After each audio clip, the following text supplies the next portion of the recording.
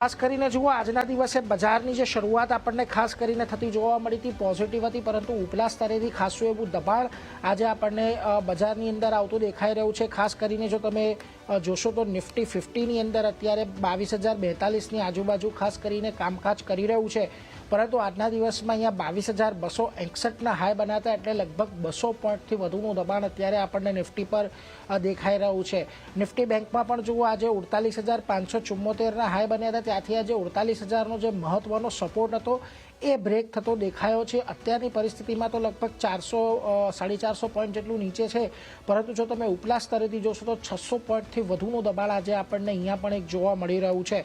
ખાસ કરીને mid cap અને સ્મોલ કેપ આ બંનેમાં એક મોટા પાયે આજના દિવસે તમને વેચવાલી તરફેનો જ કારોબાર જોવા મળી રહ્યો છે, એટલે એના પર એક નજર ખાસ કરીને રાખજો। પરંતુ આજના દિવસે જુઓ તમને ખાસ કરીને સ્ટોક સ્પેસિફિક ફ્રન્ટ પરથી આજે તમને માર્કેટ બ્રેડ છે એ પણ થોડી ઘણી નેગેટિવ રહેતી જોવા મળી રહી છે। 447 શેર વધ્યા છે, સામેમાં 2104 શેર એવા છે કે જેની અંદર આજે ઘટાડો છે, એટલે એડવાન્સ ટુ ડિક્લાઇનનો રેશિયો પણ તમને આજે સવારની દ્રષ્ટિએ થોડો ઘણો નબળો થતો દેખાયો છે। નિફ્ટીના ફ્રન્ટ પરથી જુઓ આજે તમને ક્યાં સૌથી વધારે તેજી આવતી જોવા મળી રહી છે, તો જુઓ 2.2% ઉછાળો અત્યારે તમને અલ્ટ્રાટેક પર આવતો જોવા મળ્યો છે। વિપ્રો લગભગ 2% જેટલો ઉપર છે, એમએનએમની અંદર 2%નો ઉછાળો છે। ગ્રાસિમ, આઈશર મોટર આ બંનેમાં પણ એક સારી તેજીની અપેક્ષા છે। ખાસ કરીને એમએનએમ, આઈશર મોટર્સ આ બંનેના જે ઓટો વેચાણના આંકડા છે સારા રહ્યા છે। એમએનએમના તો પેસેન્જર વ્હીકલ, ટ્રેક્ટર આ બધાના વેચાણમાં આપણને ઉછાળો જોવા મળ્યો છે, અને આઈશર મોટર્સમાં પણ જે રોયલ એનફિલ્ડના વેચાણના આંકડા આવ્યા એને લઈને આજે આપણને એક સારી તેજી સ્ટોકની અંદર જોવા મળી રહી છે। પરંતુ જુઓ આજના દિવસે તમને દબાણ ક્યાંથી બનતું જોવા મળી રહ્યું છે, તો આજે બેન્કિંગ સ્ટોક ખાસ એવા નીચે છે। ઇન્ડસઇન્ડ બેંકમાં લગભગ 4.25% ઘટાડો આપણે અત્યારે વિટનસ કરી રહ્યા છીએ। કોલ ઇન્ડિયા જે 3.5% જેટલો નીચે છે। બિઝનેસ અપડેટ આવી, નબળી બિઝનેસ અપડેટ હતી, અને એકચ્યુઅલી શુક્રવારના દિવસે જ્યારે ખરાબ બજાર હતું ત્યારે કોલ ઇન્ડિયામાં સમાચારના પગલે એક સારો ઉછાળો જોવા મળ્યો હતો, ત્યાંથી આપણને થોડું ઘણું દબાણ આવતું દેખાયું છે। બીજી તરફ આજે જુઓ દિગ્ગજ રિલાયન્સ લગભગ 3% જેટલો નીચે છે, અને ઓએનજીસીમાં પણ એક દબાણ જોવા મળી રહ્યું છે, એટલે સરકારી કંપનીઓ, ઓઇલ એન્ડ ગેસ કંપનીઓ આ બધામાં એક બહુ મોટું દબાણ આજના દિવસે છે, જેના પર આપણે ખાસ નજર રાખવાની છે। આપણી સાથે અત્યારે મોનાર્ક નેટવર્ક કેપિટલના અર્પણ શાહ જોડાઈ ગયા છે। અર્પણજી, સ્વાગત આપનું, વેરી ગુડ મોર્નિંગ। અને જો સપ્તાહનો પહેલો શરૂઆત થઈ છે, ખાસ કરીને માર્ચ મહિનાનું સિરીઝનું આ પહેલું અઠવાડિયું આજથી શરૂ થવા જઈ રહ્યું છે। શુક્રવારે આપણે માર્ચ સિરીઝની શરૂઆત થોડી નબળી થતા જોઈ હતી। 5 મહિના થઈ ગયા છે કે બજાર અહીંયા સતત આપણને ઓલમોસ્ટ 13% જેટલું ઘટતું દેખાયું હતું, અને આજે પણ આ થોડીક વેચવાલી તરફેનો કારોબાર આગળ વધતો જોવા મળી રહ્યો છે। આ પરિસ્થિતિની અંદર હવે કઈ રીતે બજાર પર ખાસ કરીને આગળનો વ્યૂ રાખવો, અને નિફ્ટી, બેંક નિફ્ટી બંને માટે વ્યૂ લેવલ્સ કયા ધ્યાનમાં રાખવા? કારણ કે જો 22,000ના એક લેવલ પાસે અત્યારે નિફ્ટી તો થોડું આવ્યું છે, પરંતુ બેંક નિફ્ટીમાં જે મહત્વના 48,000ના સપોર્ટ હતા એ પણ આજે બ્રેક થતા દેખાયા છે। So good morning, Neeraj. And so firstly, આપણે નિફ્ટી બેંક નિફ્ટી અગર વાત કરીએ તો નિફ્ટીમાં last week daily as well as weekly chart પર એક નેગેટિવ ફોર્મેશન સાથે ક્લોઝ થતું જોવા મળ્યું હતું।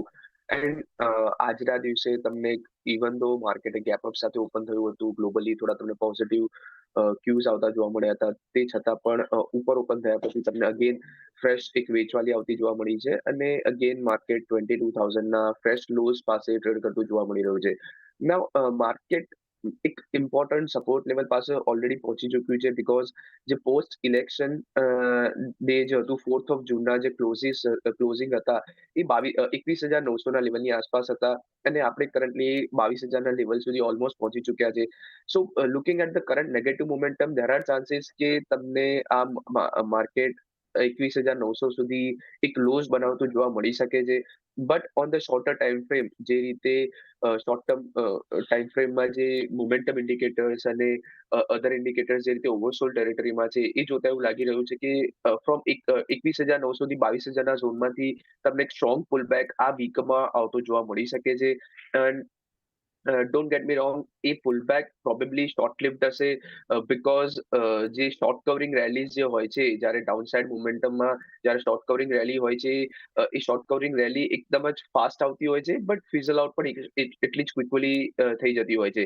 સો બીકોઝ આપણે સપોર્ટ લેવલની પાસે છે અને ઓવરસોલ્ડ ટેરેટરીમાં છે, સો my advice would be two wet a while, 21,900 થી 22,000ના ઝોનમાં તમે પ્રોબેબલી એક શોર્ટ કવરિંગ રેલી માટે પ્લે આઉટ કરી શકો છો. On the Nifty front bank Nifty માટે ટિલ લાસ્ટ વીક તમને એક આઉટ પરફોર્મન્સ બેંક નિફ્ટીમાં હોતું જોવા મળી રહ્યું હતું. બટ આજના દિવસે જે રીતે બેંક નિફ્ટીમાં પણ જે રીતે બ્રેકડાઉન આવતો જોવા મળી રહ્યો છે, એ જોતા તમે બેંક નિફ્ટીને પણ 48,700 થી 48,800ના લેવલ સુધી એકવાર માટે આવવાની વેટ કરી શકો છો. અને એ લેવલ પછી એ લેવલથી અગર જો તમને રિવર્સલ પ્લે આઉટ થતું જોવા મળે છે, તો એ વખતે બેંક નિફ્ટીમાં પણ એક શોર્ટ કવરિંગ પ્લે તમે કરી શકો છો. સો એઝ આઈ સેડ કે short term momentum negative side પર છે, અને 21,900 સુધી નિફ્ટી અને બેંક નિફ્ટીમાં 47,700 સુધી બેંક નિફ્ટી આ બંને લેવલ પ્લે આઉટ થતા જોવા મળી શકે છે. બટ ફ્રોમ ધોઝ લેવલ્સ અગર તમારે શોર્ટ કવરિંગ રેલી માટે પ્લે કરવું હોય, તો એ લેવલ પર તમે બાય કરીને એક સ્ટ્રિક્ટ સ્ટોપ લોસ સાથે કામ કરી શકો છો. 21,900 નિફ્ટી, 47,700 બેંક નિફ્ટી, અહીંયા સુધી તમને બજાર આવતું જોવા મળી શકે છે. ત્યાંથી એક શોર્ટ કવરિંગ માટે તમે ખરીદારી કરીને ચાલી શકો છો, પરંતુ હાલ થોડું હજી ઘટાડો અહીંયાથી બજારની અંદર આવતો જોવા મળશે એવી એક અપેક્ષા છે.